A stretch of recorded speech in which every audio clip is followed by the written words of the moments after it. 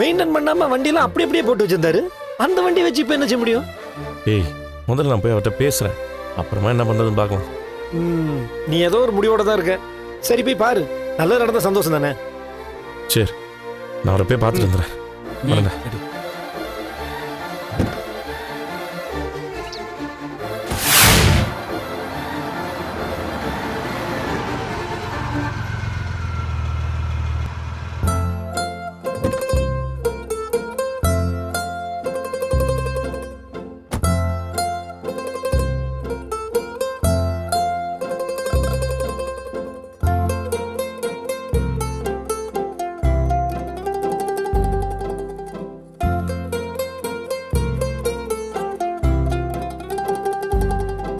Sir,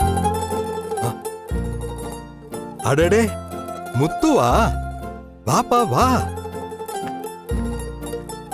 வணக்கம் sir. உன்னை பார்த்து எவ்வளவு வருஷம் ஆச்சுப்பா? எப்படிப்பா இருக்க? நான் நல்லா இருக்கேன் சார். நீங்க எப்படி சார்? நான் நல்லா இருக்கேன்ப்பா. உட்காரு.